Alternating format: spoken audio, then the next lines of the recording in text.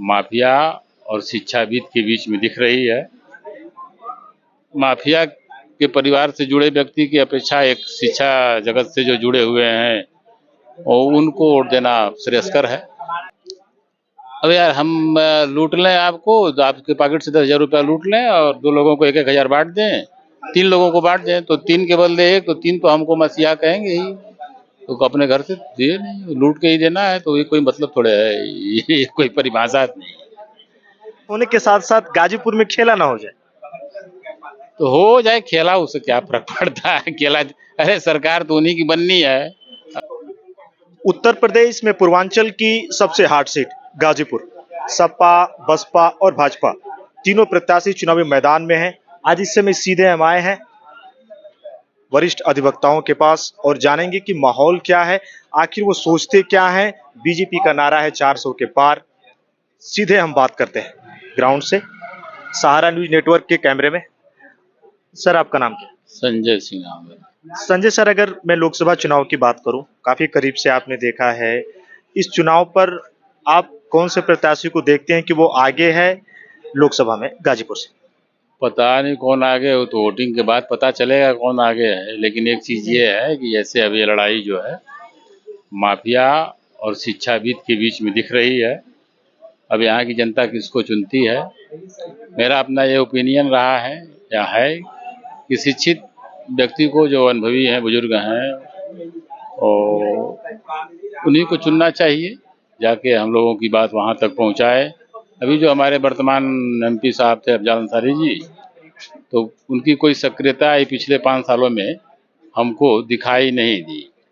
वो अपने व्यक्तिगत कारणों से ही व्यक्तिगत परेशान रहे हैं पूरे 5 साल, आगे भी हो सकता है रहें। तो एक माफिया के परिवार से जुड़े व्यक्ति की अपेक्षा एक शिक्षा जगत से जो जुड़े हुए हैं और उनको वोट देना श्रेयस्कर है। अगर संजय सर, आपने माफिया की बात की, लेकिन वो खुद को कहते हैं कि मैं गरीबों का मसीहा हूँ। अब यार हम लूट लें आपको, तो आपके पॉकेट से 10,000 रुपया लूट लें और 2 लोगों को 1-1 हजार बांट दें, 3 लोगों को बांट दें, तो 3 के बदले 1, तो 3 तो हमको मसीहा कहेंगे ही। तो अपने घर से दिए नहीं, लूट के ही देना है, तो ये कोई मतलब थोड़े है, ये कोई परिभाषा नहीं। माफिया माफिया होता है, एक व्यक्ति को भी कष्ट देकर अगर वो पैसा लिया है और उस पैसे में से थोड़ा बहुत बांट दिया, तो उसका वो मसीहा हो गया। ये मसीहा की कहाँ से परिभाषा आप लोग पकड़ लिए हैं। लेकिन सर, उनका ये साफ कहना है कि जो जन सैलाब था, उस जन सैलाब ने दिखा दिया जनता का मूड क्या है, और बीजेपी यहाँ से तीसरे नंबर पर है। भाई राजनीतिक आदमी हम नहीं है, जन सैलाब क्या मतलब? जन सैलाब मुख्तार अंसारी की बात हुई, बहुत लोग वहां पे इकट्ठा थे, मैं उसकी बात करूं जो आपने वीडियो के माध्यम से भी देखा। तो यही तो बता रहे हैं आपको ना, इस चीज को समझना पड़ेगा कि जन सैलाब कैसे इकट्ठा होता है। मान लीजिए हजारों करोड़ की प्रॉपर्टी है, अगर गरीबों का उन्होंने मदद किया है, तो जिसका लिया है उनकी मात्रा कम है, जिनको दिया है उनकी मात्रा ज्यादा है, तो जो थे लाभार्थी उनसे तो वो तो आएंगे ही। और फिर ऐसे भी एक वो होता है ना, विशेष कौम के लोग हैं, तो एक आ जाता है, वो चले जाते हैं लोग। तो ऐसा कुछ नहीं है कि वो जन सैलाब से कुछ नहीं होता है।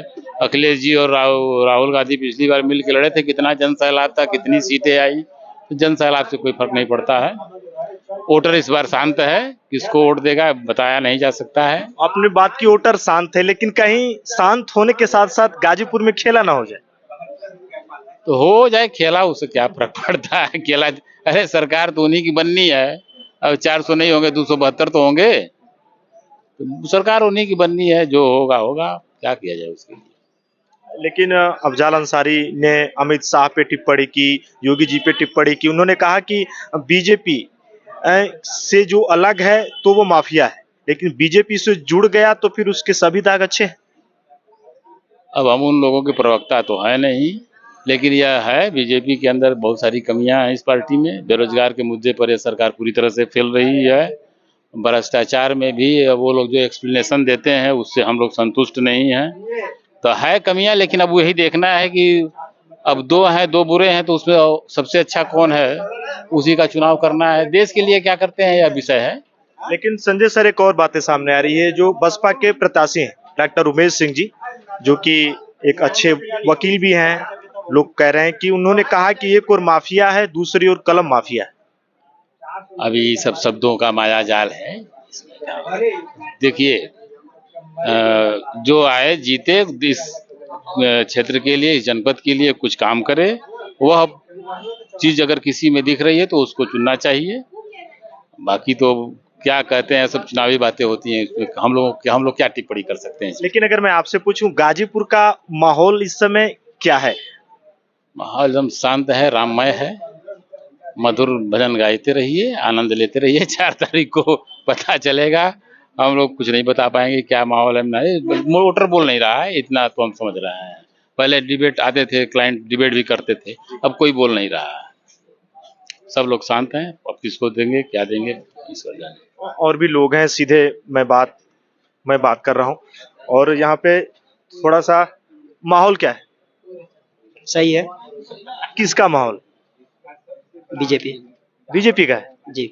अब रोजगार की बात हो रही है, क्या हुआ अगर मैं आपसे जानूं? आप हर जगह घूमते हैं। रोजगार, इस पे हम कोई टिप्पणी नहीं करना चाहते हैं। लेकिन माहौल की आपने बात की बीजेपी, लेकिन लोग तो कह रहे हैं कि इस बार ऐसा कुछ नहीं है। बिल्कुल ऐसा है। लोग शिक्षा की तरफ भाग रहे हैं, गुंडा माफियाओं से दूरी बना रहे हैं। तो क्या इस बार गाजीपुर में कमल खिल रहा है, साइकिल दौड़ रही है, बीएसपी भी है? कमल खिलेगा। कमल खिले।